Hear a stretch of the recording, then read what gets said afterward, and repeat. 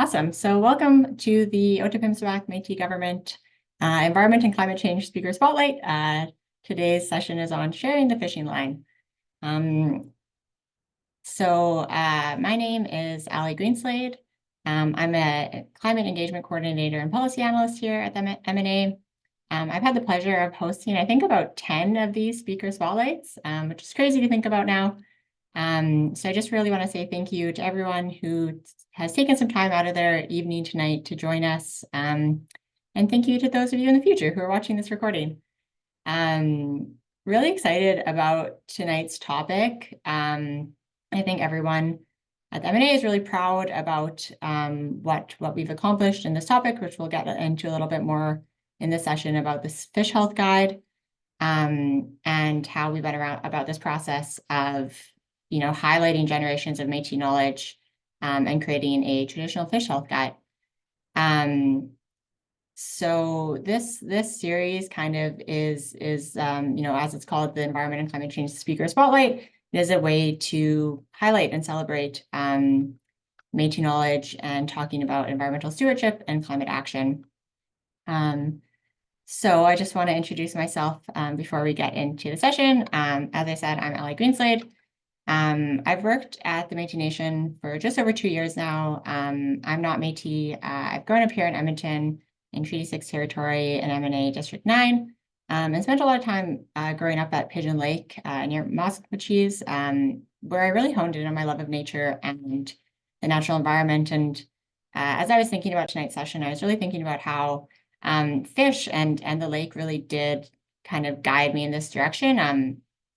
I started seeing, some dead fish washing up on the beach and didn't really understand why, and then started hearing about like runoff from farms nearby and how the water quality was really affecting fish health. I think in some ways that really led me to go on this journey towards environmental conservation policy. So really happy to be hosting this session. Thanks again to everyone who's joined. Just a few housekeeping notes before we get started. Thank you to everyone so far who has kept their mic muted. We'll have some time for questions and conversation at the end, but we will kind of stick to the presentation for now, and there will be, you should be able to see a Q&A function at the bottom of your screen. If you have questions throughout the presentation, please type them there. There's also an option to upvote questions. So if someone else has a great question, please feel free to upvote that, and then we'll make sure we answer it at the end. Also, I have my colleague here, Kimberly Mosicki, who is going to keep an eye on the chat throughout the session. So if you have any questions or have any tech issues, please just send one of us a message, and we'll do our best to get the resolved. But Kim, do you want to say hi quickly? Good evening, everyone. I'm Kimberly Mosicki. I'm the Environment Manager. I've been with the M&A for 5 years now, and I'm really excited to have been part of the development of the Fish Guide, and I'm so excited to listen to tonight's presentation. Awesome. Thanks, Kim. And so what are we talking about in today's presentation? Momentarily, I'm going to share a opening prayer, which has generously been provided and pre-recorded by knowledge holder Norma Spitzer. And then I will do a really quick update on some of the things our department's doing. And then I will get into the good stuff, where we have a fantastic panel of Métis harvesters to talk about fish health. And throughout the next hour or so, you'll hear from people who progressively know more and more about fish health, me knowing the least about fish. So I'm really excited to do some learning myself. So we'll talk about this fish health guide that we created from a traditional Métis lens. Like I said, you'll have the chance to ask some questions at the end. At the end, we'll circle back to this, but we do have 50 of these guides to give away or share with you all. And I see there's 26 people in the call. So everyone will get one if you would like one. So there will be a chance at the end of the call, a little survey will pop up from your Zoom screen, and then you can just enter your name, mailing address, and we'll be able to share that out with you. As well, we will send out the recording of this session as well as a follow-up survey in the next few days. And that will have with the follow-up survey, if you share your feedback, which is really important to us, you'll have a chance to win a $100 Cabela's gift card, which may be really helpful if you want to continue on your fishing journey. So with that, I will share this opening prayer provided by knowledge holder Norma Spicer. And the sound should work. Welcome, everyone. I am honored to offer an opening prayer for the new M&A Environment Series. The information garnered from these sessions are so helpful to our Métis people.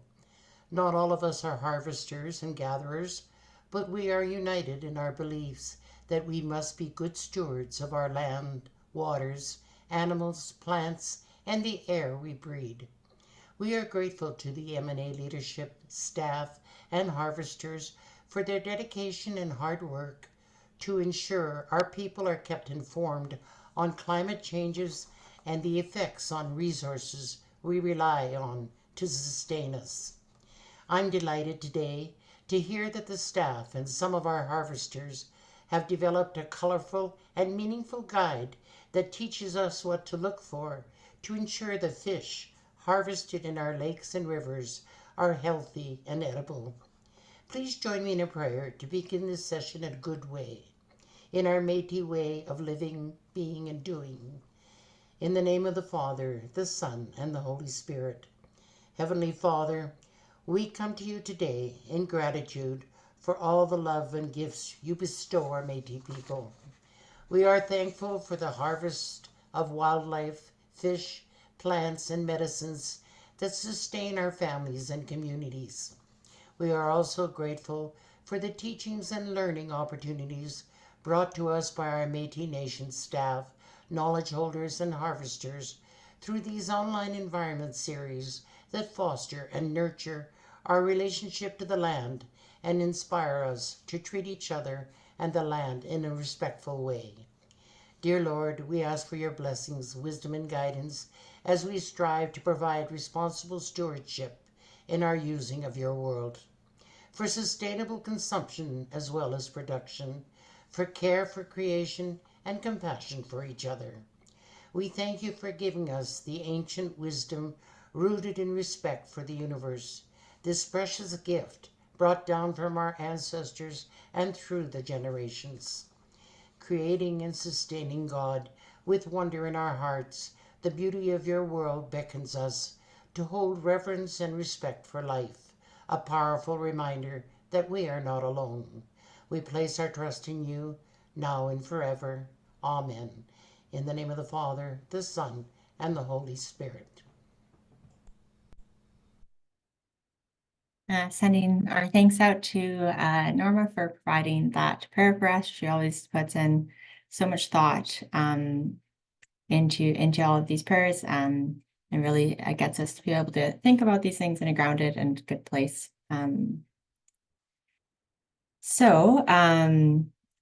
I just wanted to share quickly for anybody who isn't familiar with our department. So the Otipemisiwak Métis government has an environment and climate change department.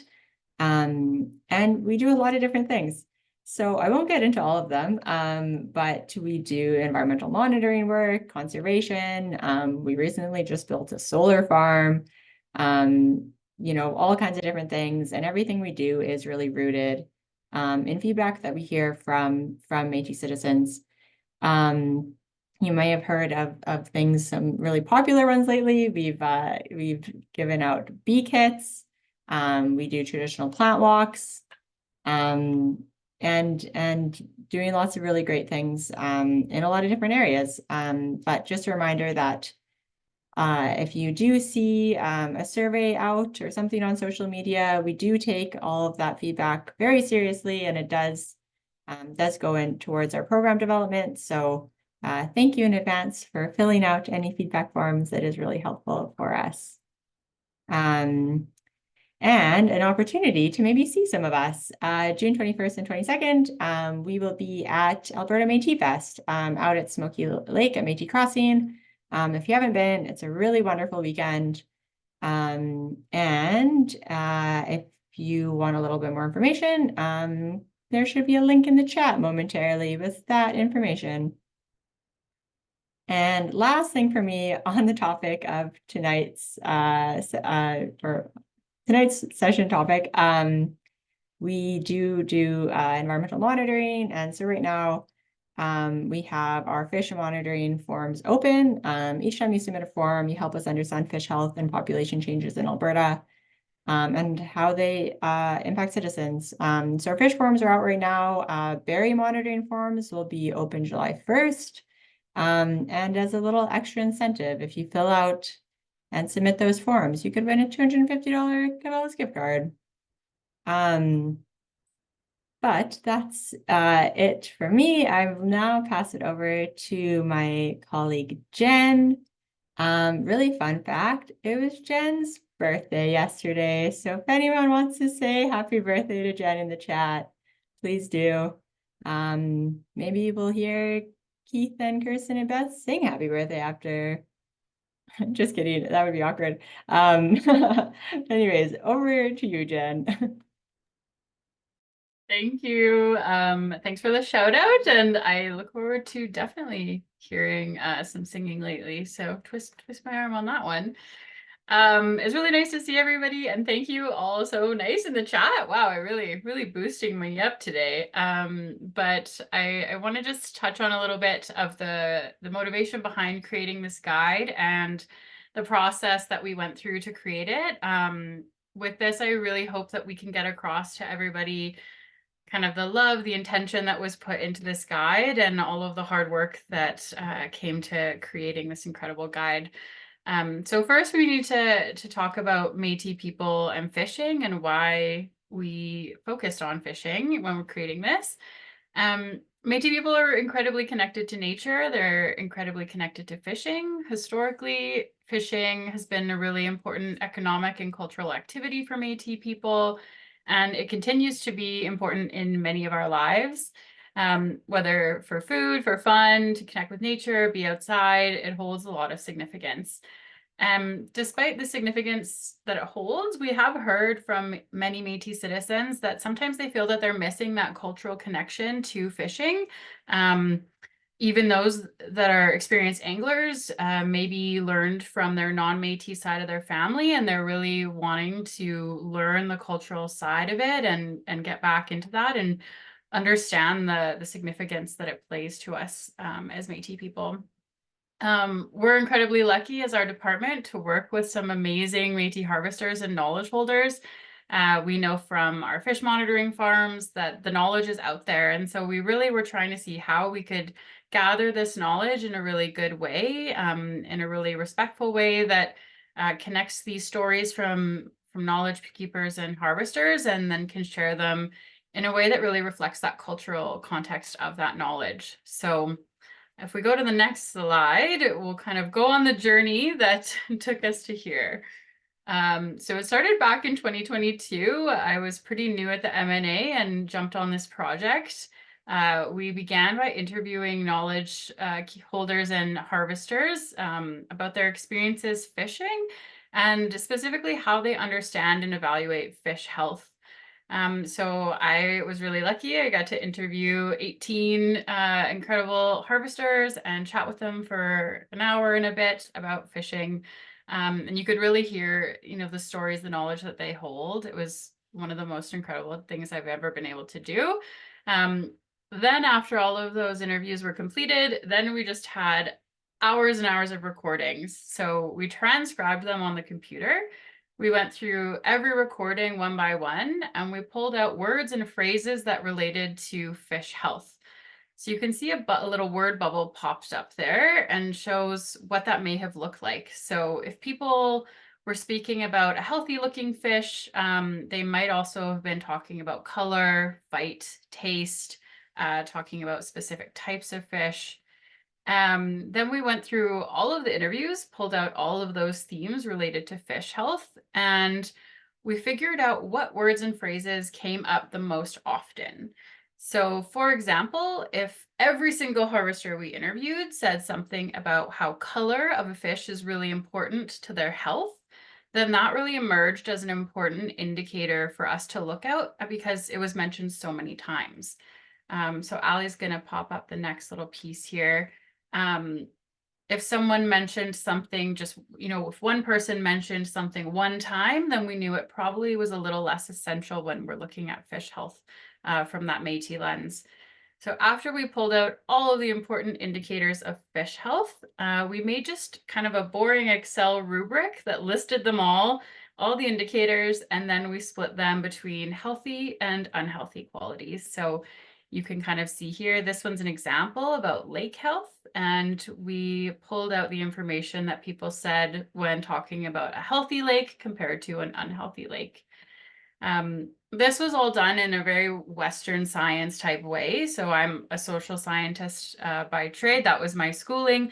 So this has kind of got me to this point. But then it was really important for us to bring all of this information back to the harvesters that we spoke with and to show them all those indicators and make sure that they agreed with it, that they felt it was a correct representation of what they were telling us, and that we weren't missing anything really important.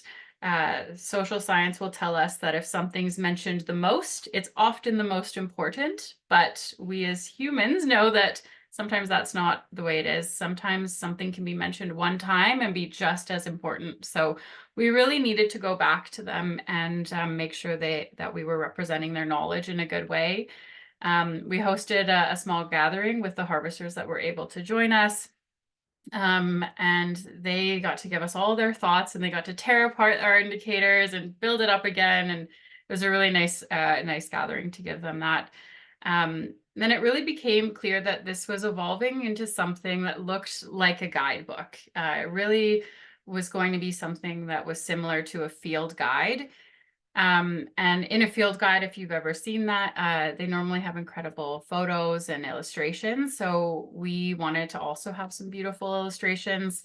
It was really important for us as well to have a Métis artist working on this.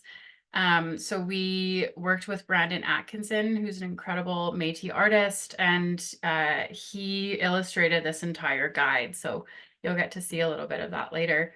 That brought us to early 2024 when we finalized the Fish Health Guide. We worked with our language revitalization team and their group of elders, and they gave it a Michif name. And now we're really working on getting this out to citizens. And we really hope that this guidebook can help citizens kind of look at fishing and fish health using that Métis lens. And that it's something that everyone can be really proud of, the knowledge that's within this guide. Now is my favorite part, is I get to do the big reveal. So I'll go to the next slide. And this is a little sneak peek of our beautiful guide. So, and this is the name and the topic of today's speaker spotlight. So the name of our spotlight is Sharing the Fishing Line. And it's translated from the Michif title Un Parcours de Pwason. That was the beautiful Michif name that was gifted to us. And the title, it really reminds us the knowledge that's shared between and amongst generations of Métis harvesters, and that that was something that was really important to us when building this guide, was that it was about passing knowledge on through generations and really showcasing that transfer of knowledge, and that when you're fishing, often sometimes while you're fishing alone, you learned from someone, and it is an actual really beautiful moment that you can share with people out on the lake or the river. So now we'll go to the next slide. You all heard me pronounce the name, but I want to give everyone on the call a chance to also try speaking some Michif.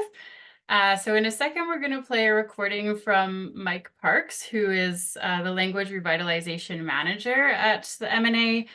And I really want to highlight that there are so many ways to pronounce Michif. There's no wrong way, and we can really celebrate our culture by speaking and by hearing our language.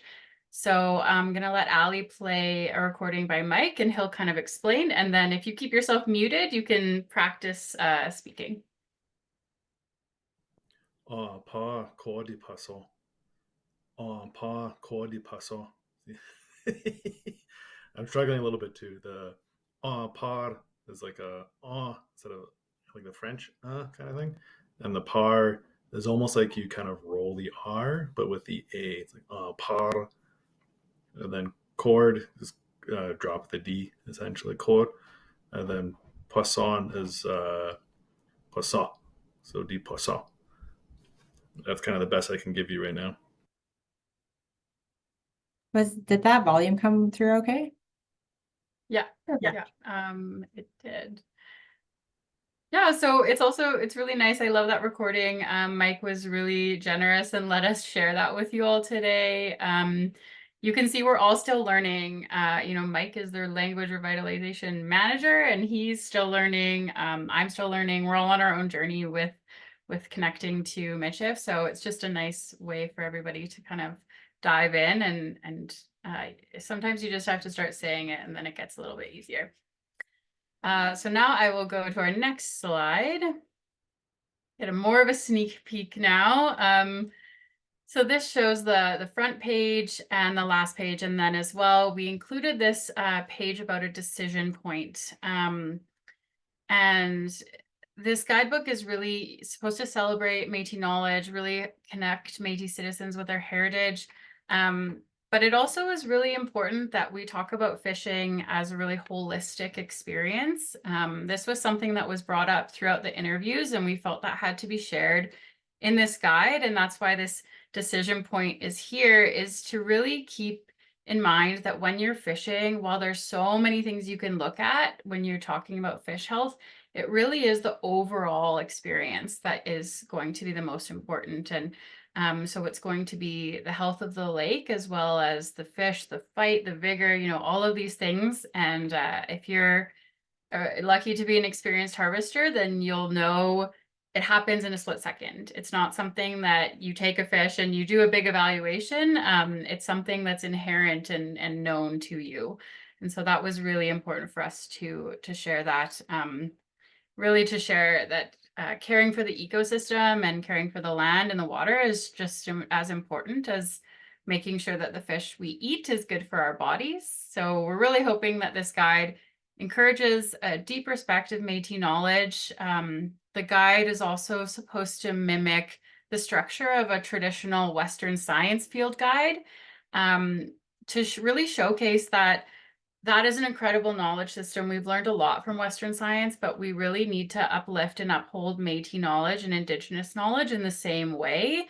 And so we really wanted these to be able to sit side by side and both be valued in the same space together. And I'll go to the last slide for me, and then you can be done with me talking. Here's just an example of one of the indicators within the guide. So you can see the beautiful illustrations from Brandon. And you can see that the health of the water emerged as a really important indicator of fish health when we did these interviews. And now we've also included on all the pages a quote from one of the harvesters that did our interviews with us, and it's really meant to showcase the healthy, unhealthy way of each indicator. Yeah, so our guide is really hoping to encourage this love for fishing and for being out on the land and valuing the knowledge that our people have, and we really hope it will be useful. And okay, that's it. You're done listening to me talk. So hopefully you can really hear though how special this project has been to me. It's been really incredible to work on this. I'm so happy to see it so beautiful and complete. And I'm now gonna pass it along so we can hear from the rest of our panelists, who were some of the harvesters that I was really lucky to interview to create this guide. Awesome. Thank you so much, Jen. So you got to hear a little bit about why this guide was developed, how it was developed, and now we get to go straight to the source and talk to two of the harvesters that were interviewed for this guide and provided some like really, really beautiful knowledge, some really good quotes as well. But for kind of this next phase, we have prepared some questions to ask Keith and Kirsten. So we'll have a chance for them to introduce themselves, and then I'll let you take it away, Beth.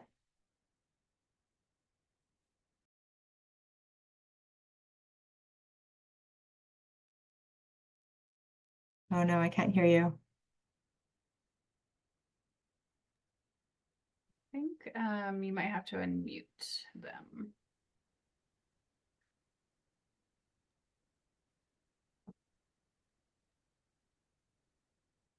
Oh, sorry, we're playing Okay, unmute roulette. can you hear me? Can you hear me now? Yep. Oh, yes. Yeah, every time I hit unmute, someone else hit mute. So we're all good now? Hi, so happy to see everyone on the call today. My name is Beth Blanchette, and I'm an engagement coordinator and policy analyst at the M&A and the same team as Jen and Allie, same department as Kim. And I am also a Métis. I live in Amisquichy, or Edmonton, in the Fort Edmonton district. And I've been working on the fish health guide since September, basically since I started working here at the M&A. And so it's really, really exciting to see this project come to a close and see the final booklet that we can now hand out to citizens at the head office or at any of the events that our department is at. So keep an eye out this summer if you go to Métis Fest or the Citizens Gathering. Yeah, also it's been really great in my time here to get to know our panelists here, Keith and Kirsten. They were part of the group of 18 harvesters and knowledge keepers who were interviewed for the Fish Health Guide. I got to meet them through that and through a gathering we did back in the fall to review the guide with some of the people who contributed to it. I also got to spend many hours with them ice fishing during our department's youth ice fishing week. Many cold, sweaty hours out on the ice. So I'm just so happy to be here with them today. I have also had the chance to try their gourmet on ice culinary service, and everyone else in the chat were able to give their favorite way to cook fish. So before I move into the questions, I'm going to quickly ask them what their favorite way to cook fish is. I would probably have to say the way that you explained it, Beth. When we catch the fish and cook it kind of right away, right on the ice, a little bit of fish crisp, like anything to bread it, a little bit of seasoning, anything like that, and the cast iron on the lake is probably the best flavor, best way. My name is Keith Grant. My favorite method of cooking fish, if it's white fish, I like to smoke the white fish. Also, I like to can white fish. If it's walleye, I'll fry it in a pan. Thank you both. All right, so now I'm going to move into our actual questions. And first, as an easy one, I would just like each of you to tell us a little bit about yourself. Hi, everyone. My name is Kirsten Latender. I am a Métis harvester. I am 7th generation Laxian and Métis, so my roots run pretty deep there, and I'm pretty proud of that. I basically kind of grew up outside, hunting, fishing, living off the land, spending as much time outside as I could. So naturally, I thought I would become an aquatic biologist. So I actually do with my day job when I'm not doing anything with M&A or out having fun with friends or family. I do water quality monitoring on lakes across Alberta with Alberta Lake Management Society. And then the work kind of, Beth gave a little intro of all the work that we've done together. I've been on the fishing team for about 3 years now. We do the fish monitoring. We're teaching youth when we go out there. And I also do the Frosty Reels camps with Children and Family Services, where we're teaching families how to traditionally harvest by setting nets, and then also some women's fishing events with New Dawn. I just kind of try to share my knowledge as much as I can, whatever I have, so that we can just keep passing it on and everyone can know what I know and what I've learned over the years. And I guess a little fun fact about me, my favorite fish is probably a burbot. But walleye are like, like they're right really close to each other. but I think burbot tops it for me because it's such a different fish. But yeah. Thank you. I'm also a Métis harvester. My family is 9 continuous generations in Edmonton. So in the last 4 years, I've had the pleasure of working as a contractor with the M&A Environment and Climate Change team. In the winter, the harvesters, biologists, and the staff travel to different lakes in Alberta, and we conduct fish health studies. The samples that we collect during those studies are sent to the U of A, and the results that we get back are shared with our M&A citizens. I also work with the M&A Child and Family Services Department at Pigeon Lake. We work at the Frosty Reels Fishing Camp, and we share our knowledge, give brief history of the lake and Métis culture around the lake. We also teach families different fishing methods. Wow, thank you both. And you both are so qualified to be here. We're so happy to have you, and also very connected to the Métis community here. So I wanted to ask how your Métis heritage is connected to how you fish. I'm just gonna have a little aside here. I kind of wanted to say it before, but thanks to everyone for coming today. I know there's a big game on tonight, hence my jersey. So I just, want to acknowledge that you guys all showed up tonight, and we really appreciate that. But for me, my Métis heritage is really connected to how I fish. I come from a commercial fishing family, so for me, fish have basically sustained my family for generations, and it was really important to us. And when I go out fishing, I really think about my great grandparents when I go out, setting nets or fishing or anything like that, and kind of all the work they did. And this year, I got a really deep appreciation for how hard they worked and how hard my dad worked with them in setting the nets and processing the fish and all of that kind of stuff, and how easy I now have it. We have it a lot easier than previous generations have, so I have a great appreciation for that. And I think that sharing my family's knowledge is a way of honoring the generations of storytellers before me. And my dad tells me that I like to fillet a fish, just like my great grandmother, and I kind of like to think that my ancestors that are no longer here are still teaching me every day, every time I go out, that I'm still learning from them, even though they're not earthside anymore.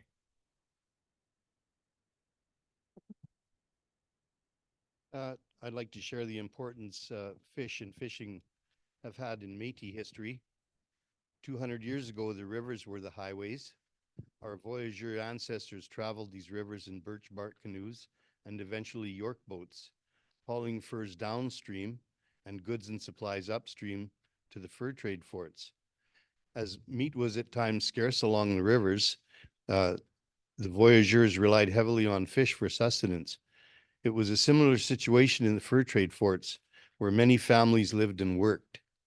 The daily journals written tell of hard times when there was a ration of 3 fish per person per day, as there was scarce meat like buffalo, deer, or moose available. A connection to the past, yeah. Over 100 years ago, Métis fishers realized that we needed to fish year round rather than just in the summer. So setting nets under the ice was a very difficult and time-consuming chore. And our Métis harvesters alleviated that by inventing the prairie ice jigger, and it's a tool that we still use today. Oh, thank you both. I think you both touched on kind of what we can learn from the past, with both our ancestors and maybe community members today. Kind of on that, I'd love to know when you first learned to fish and who taught you, or how did you learn? Um, when I first learned to fish, I honestly couldn't tell you how young I was. I've been doing this for a really long time, and I kind of grew up with it. I remember when I was really young, I had this pink princess fishing rods. You know those kids fishing rods? I'm sure that every kid had one of those, and I vividly remember I was I was quite young, And I remember I caught this really nice sized fish on it too. And we were all fishing out there. Like I was out with my family, and I caught on this nice pink princess rod, this nice fish. So that's probably the earliest memory I have, but, my family taught me how to fish, and they always took me out, and, my dad specifically was my main teacher, and, who taught me a lot of the things I know, how to time my lures and set the line and fillet a fish, and, all while kinda, telling me the stories that he grew up with, what he experienced when he was younger, and how we learned, and all of these kinda things that I hope to share a little bit with you guys today.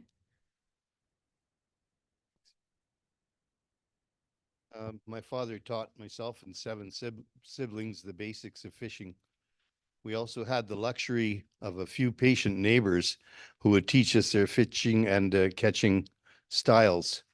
Now, I'm no by any stretch of the imagination a professional fisherman, but I've learned different tricks and methods by observing and questioning others about all things fishing. By the way, I'm still learning. Wow, thanks both for sharing. I'm going to move on a bit more to the fish health guide itself that we're talking about tonight. And would like to hear from your words, because I think we kind of spoke about it as M&A staff, but why you think it's important to create a fish health guide like this, especially when we already have, fish guides that you can buy at the store, at Cabela's, or I'm actually not sure where you would buy them. I think, but books like that already exist. What's important about this one? What makes it special? I think the really cool thing about this guide is that it's specific to our heritage, our culture, like our people. I think it's really important to showcase the Métis people's point of view and their knowledge and what they've had for generations and they've told through stories. This guide was also very different from, what you could buy from Cabela's or to be honest, I don't really know where you'd buy that either because I've never bought one, but stuff like that, they're all kind of from a Western science base. And, I am an aquatic biologist and, I kind of have that Western science knowledge, but I try and kind of bring that together with my traditional knowledge. And this guide really came from a cultural perspective, from Métis harvesters, sorry, and knowledge holders rather than that Western science kind of perspective that most field guides are based off of. And I just think it's really important to showcase more of that traditional knowledge. I don't to my knowledge, there's really kinda nothing else out there aside from, what we created, and I think it's an easy read. I've had the opportunity to kinda take a look at it, before you guys, and I hope you guys kinda enjoy it and think it's, like, easy the way we do, but, it just showcases generations worth of our Métis knowledge. You're right, Kristen. This field guide is Métis made. It's a valuable tool not only for beginners, but for experienced fishers as well. It contains generations of passed down observations and experience. I assisted with this project because I felt that I have valuable information to share with others. Yeah, I think that's putting it lightly, Keith. You've got lots of information to share and stories. And on that, you just answered my next question for me. But I'm going to ask Kirsten then why you wanted to participate in the Fish Health Guide. I think I kinda like, a little bit in my introduction, kinda talked about how I really like to share my knowledge, and, I've been given all this knowledge and these gifts, and I think it's really important to share that. It's not gonna serve me when I'm gone or anything, but or my family's fishing legacy or, where we come from, what we did, so it's all gonna be gone if we don't share it. So all this knowledge and, everything I've learned, and I know Keith and I, if you've ever been out with us, you'll see us kinda geeking out over fish together, from a traditional knowledge and Western science base, and, I've really loved being a part of M&A's fishing team because I think that it's given me, um, the platform to share my knowledge and showcase, and especially with this guide, it's given a larger scale to reach more people with all of our knowledge that we've been given, so I think that, that was a big key for me. Oh, I love that. And now I'm gonna ask Keith specifically a question. He's very humble about this, but he just knows so much about fishing, carries all of his own personal experience and the experience of those who came before him. So I want to ask him, in the spirit of kind of how the fish guide is laid out and the different indicators it takes, if you could walk us through what you're looking for when you have a fish on the line, kind of how and when you decide whether or not it's one you want to keep and eat. Hey, Beth. If I catch a fish, my first observation is this fish lethargic, or is it putting up a good fight? When targeting walleye, I wanted to observe if it's giving head shakes, or does it just feel like I'm pulling in a log? When landing the fish, I make observations about its coloration, the meat firmness, and are there any apparent deformities or diseases on the fish?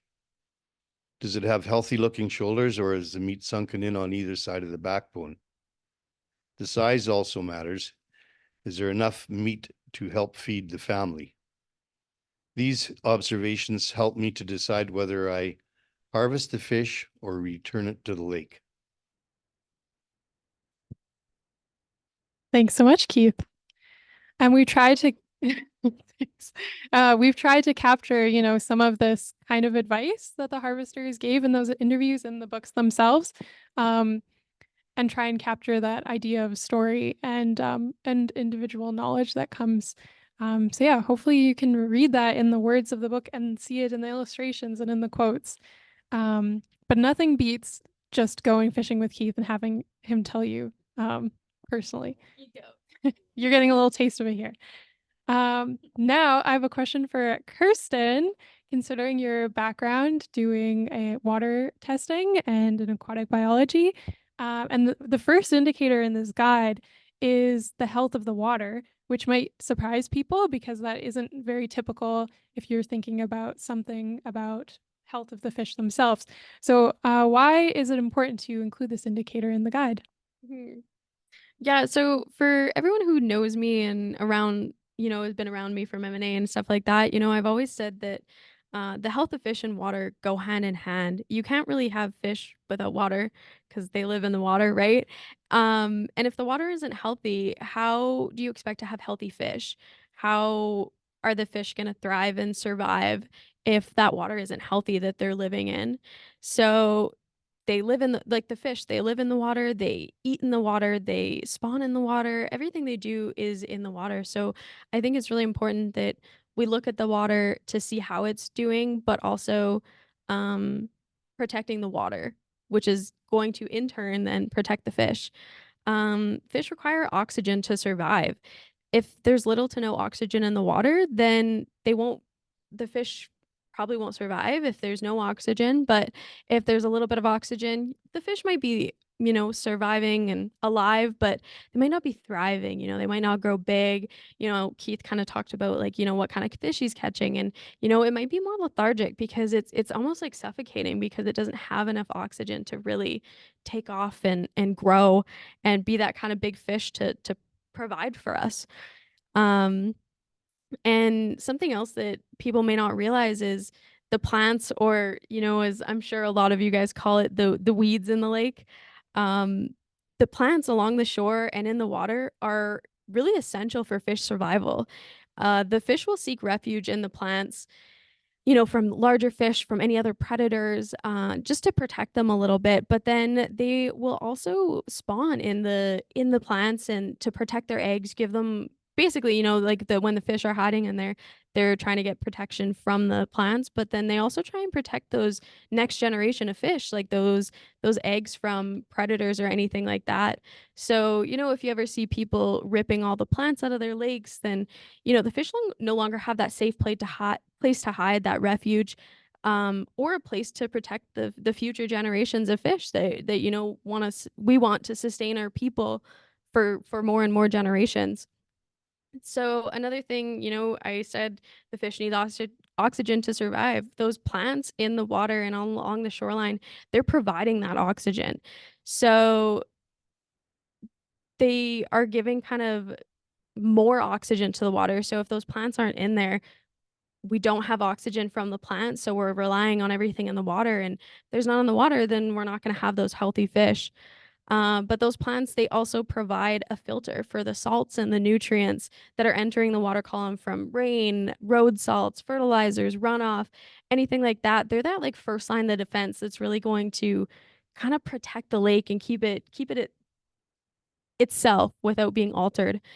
Soil in Alberta is very productive. So I'm sure, any of you guys that are listening right now have been out on lakes, and they're pretty green in Alberta, right?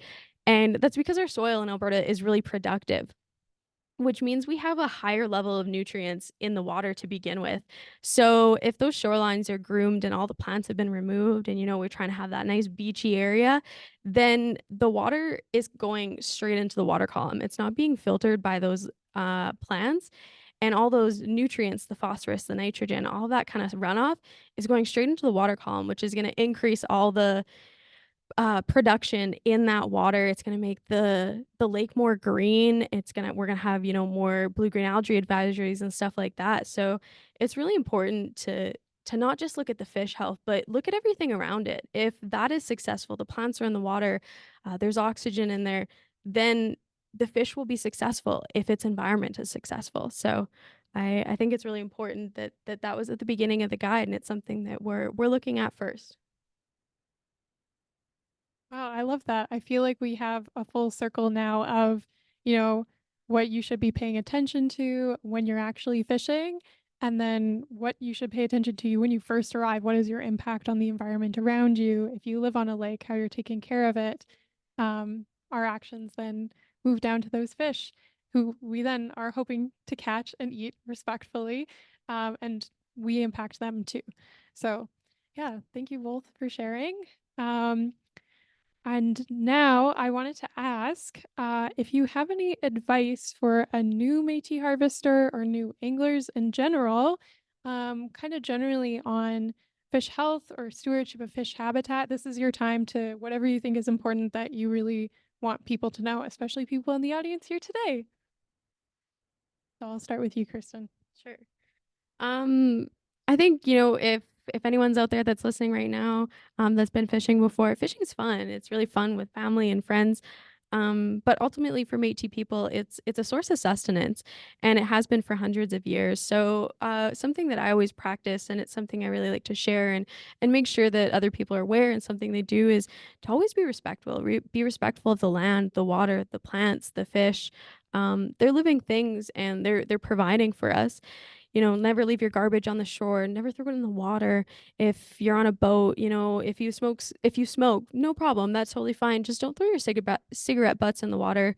One cigarette butt will actually contaminate 4 liters of water. So that's 4 liters of water that is no longer good water for the fish, the plants, the water, or everything else that's in there, right? Don't step on the plants or alter the water body. Leave it better than you found it. Leave it natural. And it's not always about catching the biggest fish. I know it's great and it's awesome. But some of those big fat fish, those are the females that are producing the next generation of fish. So, if it's a good size and has good meat, I think that's just as important to take. We all want that trophy one, but as long as it's going to feed us for a meal or two, then that's really important. And remember that when you catch that fish and you've decided to keep it, it's given its life to you. So, give thanks, be grateful for that, and appreciate the sacrifice it is to put that food on your table. And you know what? The best way you can learn is to just go out and do it. Just get out and get into it. It's easy to talk about it, but when you're in it, it makes a lot more sense. Tying lures, anything like that, setting the line, anything. So, yeah. And then one more little thing that I kind of have to say is, you'll notice it in the fish health guide when you guys get a chance to read it. I think we talk a little bit about, what the flesh looks like and if there's any worms in there. And you know what, if you see worms in the flesh, you don't need to discard it. It's just perfectly okay. And I know for some people it's a personal preference, but it's perfectly safe and healthy to eat it if you cook it. When you cook that flesh, the worms basically just like dissolve and disintegrate into the flesh. It won't transfer to you. Our bodies aren't affected by them because we have different digestive systems. So to be honest, I would actually be more concerned if I didn't see worms in a fish, because it's very normal, it's very natural. They have worms and parasites in their bodies just like we do, just because it's natural and essential for us to have it too. So, yeah. I'd like to share something about protecting our environment and resources. A few years ago, we discovered that a local feedlot owner had made an application to expand their feedlot operation from 1,500 head to 5,000 head of cattle, and that was near Pigeon Lake. After doing a little research, we discovered that their intent was to spread the thousands of tons of manure on sections of land adjacent to Pigeon Lake. The majority of the sections of land had either tributaries, streams, or creeks that had the potential to drain into Pigeon Lake. The amount of phosphates, pharmaceuticals, growth hormones, etc., could have eventually killed the lake and our greatest resource, the fish. We immediately wrote a letter of concern to the NRCB and notified the M&A environment team, who in turn got in touch with the M&A consultation department. They got involved and wrote letters. So collaborating with the neighboring First Nations, the cottage owners, the Pigeon Lake Watershed Association, and other environmentalists, we were able to convince the NRCB to deny the landowner's application. Their appeal was also denied. Now, it's all good and fine to walk away from this whole matter at this point. We didn't. I joined the Pigeon Lake Watershed Association as a volunteer and helped conduct water sampling efforts at Pigeon Lake for the past summer. Our consultation department is currently conducting testing at Pigeon Lake this year as well, and I was out today helping with the water sampling. In conclusion, I'd like to recommend that every Métis citizen be mindful of our resources. If you see something that does not seem right, report it. Get involved, be part of the solution. Sorry, Keith. Keith just, stirred something in me and I just thought of something else I just kind of, wanted to mention before I handed off the mic again here. But another thing that if you ever come out with the fishing team or Keith or I or anything like that, something that we practice is just take what you need. You don't need to take a ton of fish out of there and, clean it out or anything like that. I'm not saying you would, but just take what you need for the time being. You can always go out and fish more if you need it later on, but it's important that we just take what we need at the time and don't overuse it and be grateful for what we get each day. So, yeah, thank you. Oh, thank you both. That was really, really good advice. I'm definitely taking it to heart. And I think you both you both remind us to, just really treat fishing with respect and with an openness to continue learning and remember our teachings and seek to learn more. And then use that knowledge to share and also stand up for the environment and, the fish that can't speak up for themselves. So thank you both so much. And then after that serious note, because we should all be taking those words very seriously, I have a bit of a fun question. Since we have a little bit of time before we open it up to audience questions, but do you have a favorite fishing story that you want to share? I think I got. Yeah, you got something. If my dad is on here or any of my family members, they can vouch for it. But anytime I always get out to Pigeon, that's a lake that I go out a lot to and kind of grew up there. And it's a common theme that I catch a lot of fish out there. And last summer we had a really awesome day. I went out with my family, my parents and my brother, and I couldn't keep the fish off my hook. I was trying to have a conversation with my dad and I was trying to do something with him. And every time he talked to me, I would be sitting there and I would be like reeling in. And he's like, "You got to be kidding me. Like, you're pulling another one and you just dropped your hook in." So it was really fun. And I outfished my family that day. So it was just a fond memory. And I think I talked about the little princess pink fishing rod, catching that. But honestly, something that is a great fishing story for me is all the times we get out together.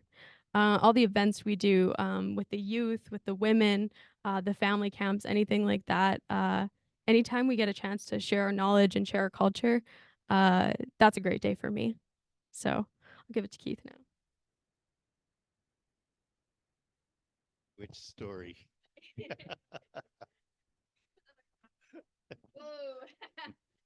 I went out to Spring Lake to catch the rainbow trout with Dwight and Dexter, my two longtime friends. The best part of it was when Dexter caught a muskrat in his single person tent, pop-up tent. And I don't know who was more scared, the muskrat or Dexter, but the tent tipped over and the muskrat finally was extricated from the fishing line, and we got Dexter back up and fishing again. It was quite an exciting moment, or 5. I have many more, but I better not. It's a good story. Yeah. Yeah, try and find Keith at an event this summer and you can ask him for some more because there's definitely some. Yep. All right, I think that's it for the questions we have prepared. So I'm going to turn it over to Allie now, and hopefully we can answer some questions from the people attending. Great, thanks, Beth. And thank you so much, Keith and Kirsten. That was incredible. Also, I think an M&A speaker spotlight first. We're ahead of schedule. So if anyone else has other questions, please ask them in the Q&A. We can also just like keep it a little bit more conversational and have people pipe up. But maybe to get us started, Chris has a question in the Q&A that I think I can answer. About any upcoming programs for harvesters of all ages. The CFS Frosty Reels has been mentioned a couple of times. Really great family-friendly event out at Pigeon Lake. Beth also mentioned the Youth Ice Fishing Week, which our department puts on. Really the best recommendation I would have is to keep an eye on the newsletter. Everything we do is in there. Also, in the follow-up email to this, we'll send out all of these links. And yeah, that should keep you informed. Next up, I have from Evelyn Blanchette, a question. Any relation, Beth? I don't know her. Love to see the family support. She's wondering about any salt fish traditions in Métis culture. It is one of the most common ways of preserving fish around the world and throughout history, but I haven't heard of any specifically Métis salt fish traditions. Keith or Kirsten, do you know anything about this? I'm going to pass it off to Keith because it looks like he knows some things. Yeah, I mentioned earlier about the fish and the amount of fish that were eaten in the fur trade forts. And yes, they did salt fish and preserve them in the ice houses that were under the buildings. At Fort Edmonton, the one ice house was 10 feet by 40 feet long. And that's where they kept the meat and salted fish and salted game, everything else. They also canned fish and dried it, air dried it. Have you ever salted fish to preserve it? Either of you, have you tried it? No. Nope. Just a little bit when I cook it. Yeah. Anyway, really cool. Thanks, Keith. Awesome. Thank you for that. Okay, I have a really great 2-part question here. So for the first part, I'll direct it over to our harvesters and then maybe Jen. So thanks, Laura.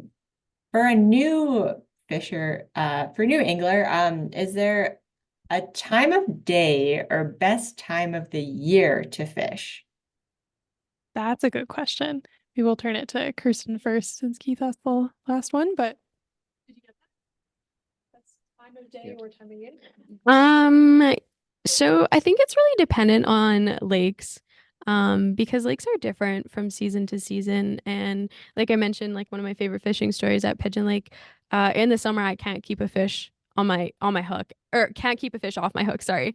Nonstop reeling them in. Like if I were to ever go out and get skunked, I couldn't imagine that. But in the winter at Pigeon Lake, I found it really difficult to catch a fish, and it's not as easy as it is in the summer. But typically, and I think Keith can also back me up on this one, and I'll give him a chance to chat about that too.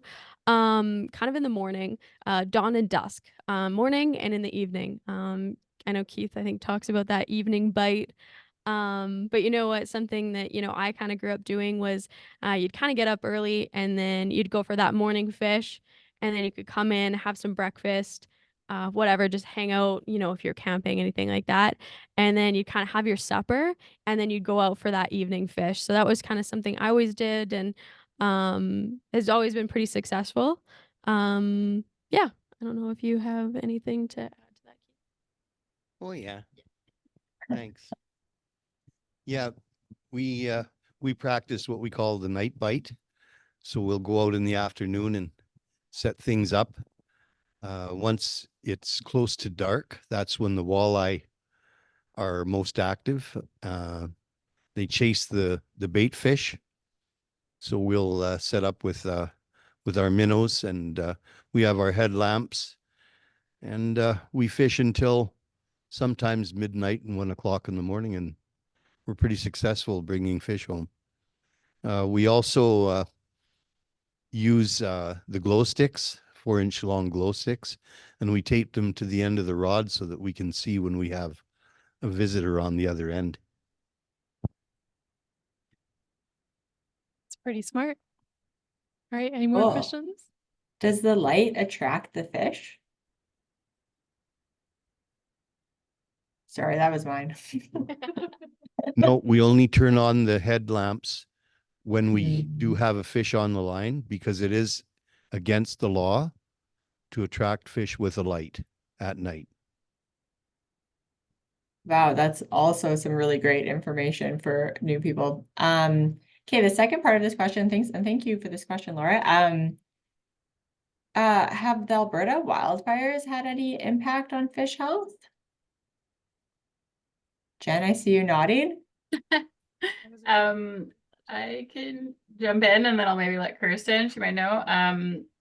In short, yes. I don't think we'll know the direct impact for a couple of years, but we all know that when the wildfires are really bad, we're getting a lot of ash that is unfortunately now, especially in the cities and into Alberta, we're seeing all of that ash fall into our lakes, and that ash from the wildfire carries a lot of macro and micronutrients, and that can change different chemistry in each of the lakes. So that's why we continuously test. The Alberta government does testing, and then we also go out and do testing.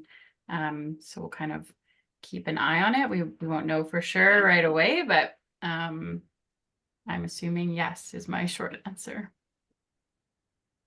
Do you want to add something to it? Yeah, I guess so. Yeah, I would definitely echo everything that Jen kind of said. I think everyone and everything was kind of displaced by the wildfires we've had in previous years. But a little bit kind of like before what I talked about, how we have those plants to kind of filter everything entering the water column. With the wildfires and the smoke and the ash that we're getting, there's no longer a filter, and it's coming straight from the sky and right down into the water column. So there's nothing to filter that out, and I'm sure that the plants try and filter what they can if that ash and smoke reaches those parts of the lake, but I don't know if it might be a long time for us to see the effects. It might not be.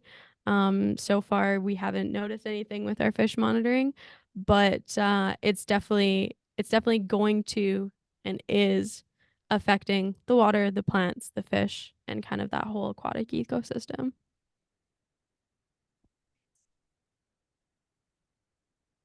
Great, thank you so much for those answers. Those are all the questions we have in the Q&A so far. I just want to say thank you for everyone who's said nice things in the chat about the guide in this session. Glad you are enjoying it. Also, thanks, Craig, for the update in the hockey game. Apparently, the Oilers scored 1 goal. Yay! Also, I'll take full responsibility for scheduling it on this date. I didn't know about playoffs, so sorry, person. But maybe we'll take a moment. If there's anyone else that has questions, please feel free to chime in. Keith or Kirsten, if there's anything else at the tip of your tongue you want to share, now would be a great moment. Keith, nice. Well, I didn't get to finish the answer to the one question, when is the best time? I find the best time of year to catch good, healthy fish is in the fall. They seem to be heavier, better fight, and better tasting, I guess. Thanks, Keith. Keith and Kirsten, do you have a least favorite time of the year to fish, or is it all good?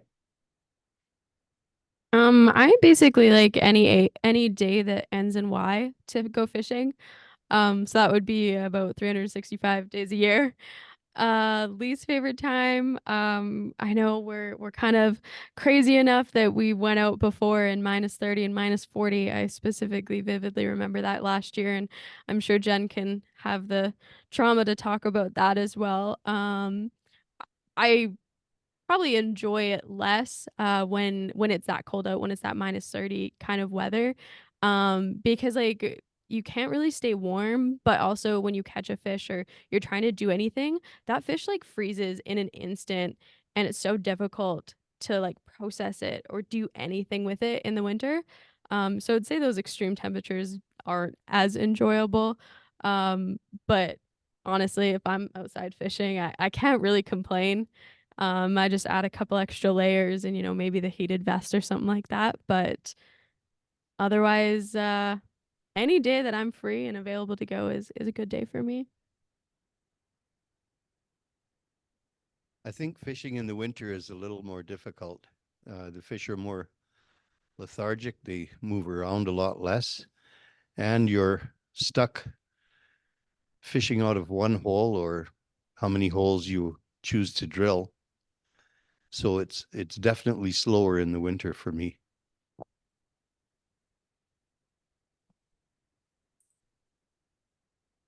That makes sense. I don't know how you guys went out last year and fished at -35. I don't know if it hit -20 when I went out with you this year at Slave Lake, and I was pretty dang cold. So that's pretty impressive.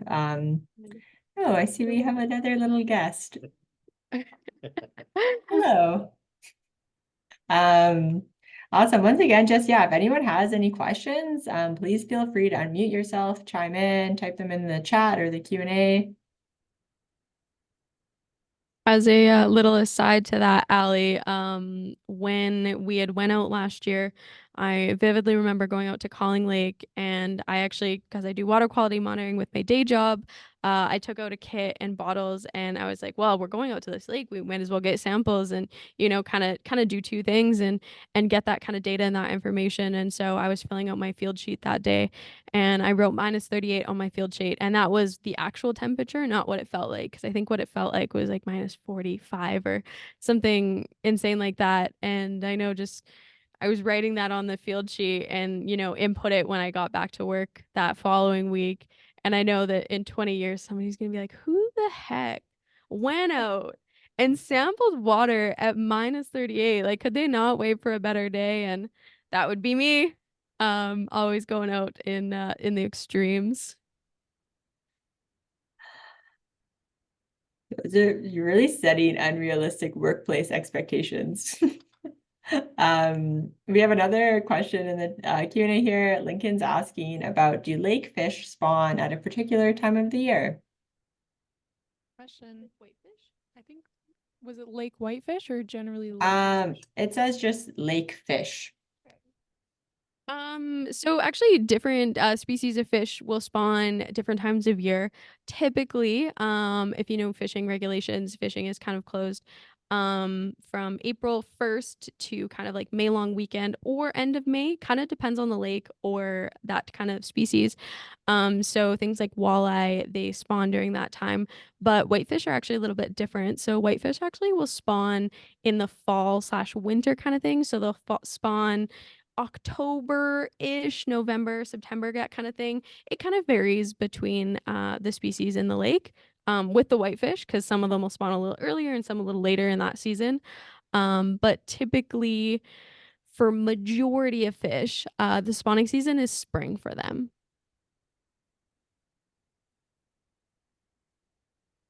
This Great, was thank not a you. question asked in the chat, but I'm going to ask it now because Keith wants me to bring it up about the history of Hudson's Bay Company and Laxeynan fisheries. So maybe the Laxeynan fishery? Yeah? Okay, Keith, can you tell us about the Laxeynan fishery?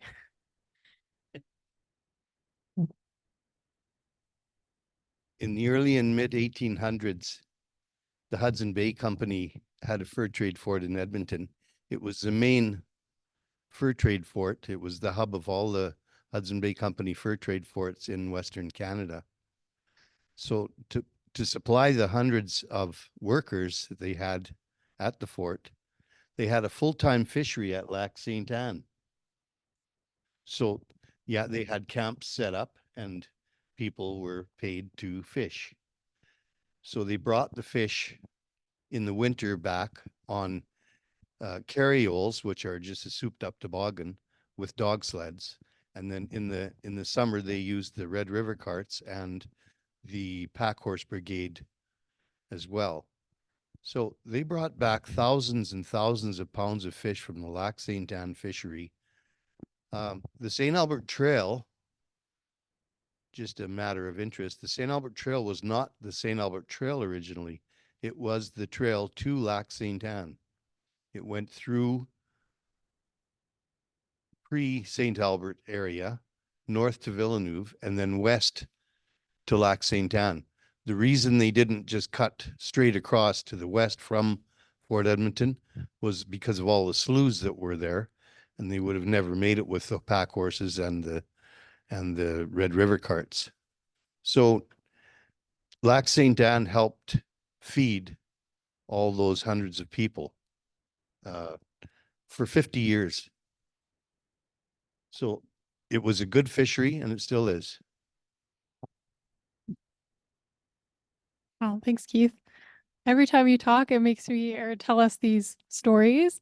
I feel like it just adds more and more context every time, me or whoever else, everyone listening, when you go out fishing, you remember like all of these stories of Métis people in the past when they too were fishing, or when you drive now on those roads that still exist, you remember who originally drove on them, and it's all connected to the fish. Well, thanks. I'll just add to that story about Lac Sainte Anne. Father Lacombe, when he came west, he stayed at Lac Sainte Anne, and he was there for about 10 years before he actually moved to St. Albert. And it wasn't until after the fact that they named the road St. Albert Trail. Too cool. You're too cool, Keith. No. Allie? Allie, do you have any more questions from the chat? No, we don't. But I'll just say once again, if anyone does have any questions, please feel free to type them in that Q&A or the chat, or just unmute yourself. And you can ask right now if anyone has any.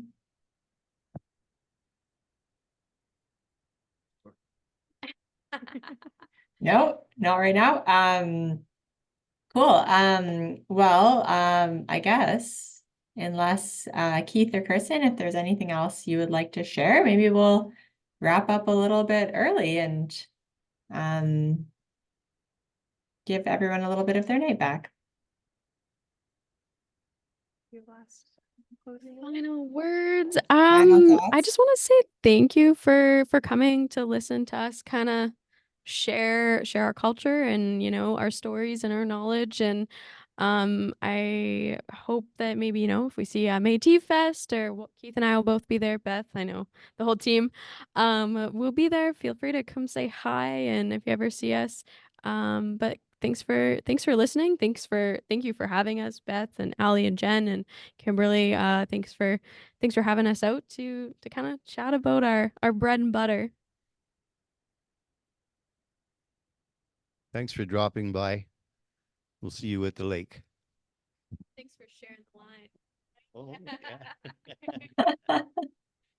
Yeah, thanks everyone so much for listening. And yeah, maybe everyone's quiet because they just want to watch the game. Go Oilers! Yeah, thank you so much, everyone, for joining. And thank you again to Keith and Kirsten for coming out tonight and sharing with us. I know we all love any opportunity to be able to hang out with you guys. So thank you so much for all of your involvement in this project and doing this today. And I can't wait to continue working with you too.